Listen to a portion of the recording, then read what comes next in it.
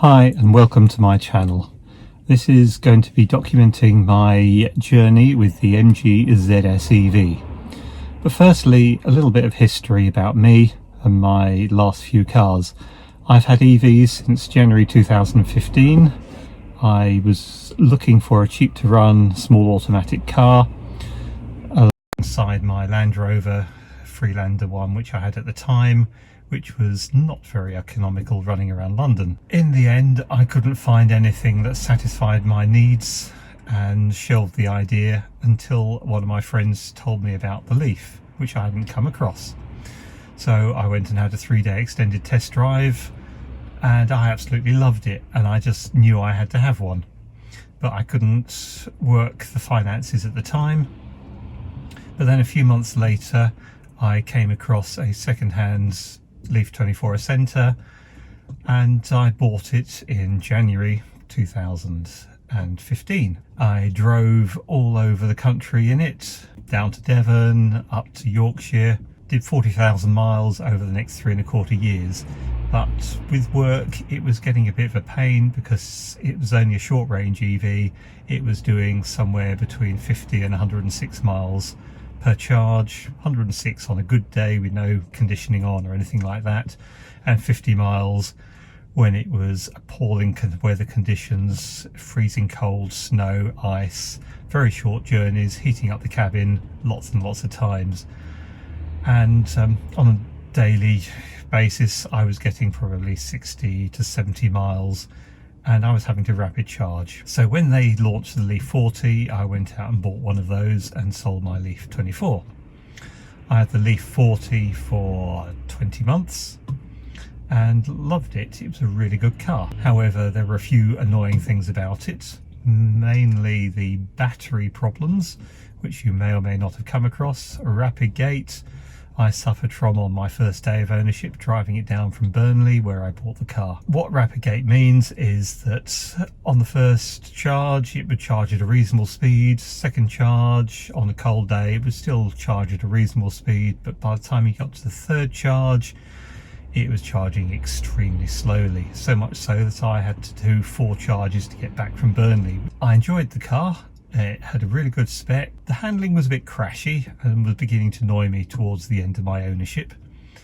But I was looking to change simply because I wanted to reduce my costs. And I investigated it through my dealer because a few of my online friends had managed to change their cars from an 18 plate to a 19 plate and were paying less for a better spec. So I investigated this, but because I'd been given such a good deal in the first place, it would have actually costed me more, so I shelved the idea. Then in July 2019, on the 17th, I came across the MG ZS EV, and it looked interesting. I knew nothing really about it other than it had a 44.5 kilowatt hour battery that was water cooled, and it was an SUV. I've always loved SUVs and I've had 2 or 3 in the past. On the 18th, my MG dealer, John Robinson and Miles Roberts, contacted me and said that they were dealers for the MG and suggested the MG ZS EV. And so I said yes, put my deposit down there and then. I didn't know anything really about the car, but over the next few months I learnt quite a lot more. I managed to get a test drive of it for about half an hour down at Portsmouth at Richmond MG, which was great, thank you to them. And then I saw another one at the EV show up at Gaydon over the summer, and then I managed to get a test drive of a production vehicle at Horsham Car Centre, and then my car was ready for collection on the 23rd of November, so just over 4 months after I'd ordered it. Okay, reserved it. As we were collecting it from Burnley MG, which is 260 miles away from home, we drove the Leaf up, part exchanged that, and took delivery of this lovely Arctic White exclusive MG ZS EV. You can tell it's an exclusive because it has that, the panoramic sky roof, which is an amazing piece of kit. It tilts and it slides, and it also has the sunblind. So it's great. I've had the car now for 2,400 miles in just over a month, and I love it. It's great, it's comfortable. Chassis control is not great. It does bang and crash and get caught out in corners occasionally, so you have to be careful. But I'll get back to that at a later date in another video. MG Pilot is brilliant. It holds on to narrower lanes and bends much better than Nissan's Pro Pilot. The only annoying thing is when you tell it that you're changing lanes, it will go bong bong. Yeah, not great. Especially when you know you've told it to change lanes. You don't need to be told that you've told it to change lanes. MG are investigating that, and hopefully there will be a software fix for that at some point in the not too distant future.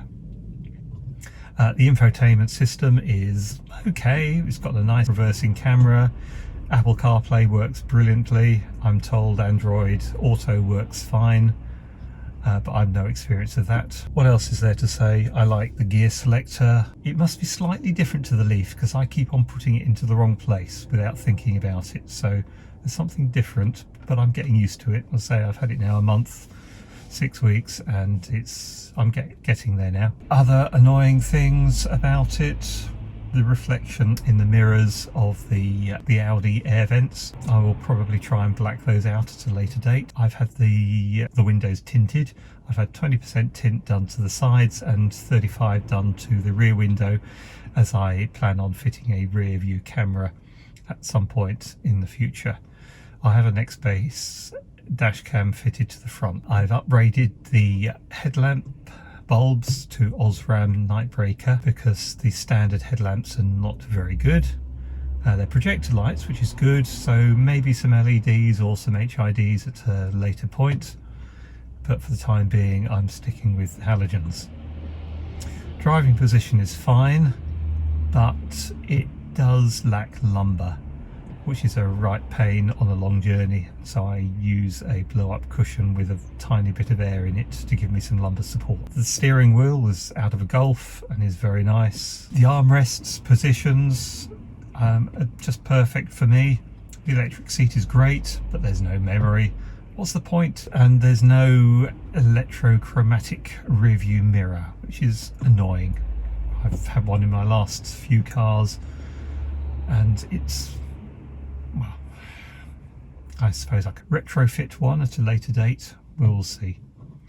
But overall, the car is really nice to drive. It's very good visibility all round. It's easy to park. It's nippy, especially when in sport mode. But if you're in normal mode or economy, then there's a slight delay when you're moving off, even if you're not using auto hold. Whereas in sport, it's instant like it was in the Leaf. I love it. It's a great car. I'm really impressed with it. It's one of the cheapest EVs of its size. Yes, it's not got a fantastic range like a Kia e-Niro 64 kilowatt or the Kona, but it's 10 grand less. And so what do you expect? It's perfect for me. With the water-cooled battery, it will do long journeys and it will rapid charge once the battery has warmed up, and that does seem to be a bit of a problem at the moment. In the cold weather, the battery doesn't seem to warm up enough, and so we've been seeing quite a lot of low charge rates to start off with. Maybe a software update will help that, I don't know. But it seems to, when the battery is cold, it doesn't seem to charge as fast as my Leaf 40 did on its first charge. But when it is warm, then we are getting much higher charge rates. The fastest I've seen so far is 53.5 kilowatts on an Ionity charger down at Maidstone Services. That was after a 130 mile journey around the M25 and down the M20. So yeah, MG Pilot, great. But the distances between cars, as with Nissan's Pro Pilot, there doesn't seem to be enough distance. I may be old-fashioned, but I was taught that the 2-second rule, only a fool breaks the 2-second rule. And if you can say that between a fixed object and the car going in front past it and you going past it, then you're far enough behind the car in front. This barely makes that on its furthest setting. The Leaf was no better. I don't know what Teslas are like, or any of the other cars with active cruise control. But I say, apart from that, it's great. So I'll keep you posted with another video, because the car's going into MG. They've requested it to come in to have the bongs to be looked at. It's not something I requested. I just got a call out of the blue asking me to bring the car in for them to do some investigation work. So that's going in on Tuesday. And so I'll update you on the results of that. In the meantime, have fun. If you like my videos, please subscribe and hit the like button so you'll get notified of any more when they come. Oh yeah, that reminds me, the light's just gone off up there. I have changed the interior LEDs to, the interior lights to LEDs, which has made a big difference being able to see at night, because I do quite a lot of reading when it's dark in the car because of my work. Anyhow, I'll sign off now. I'll see you soon.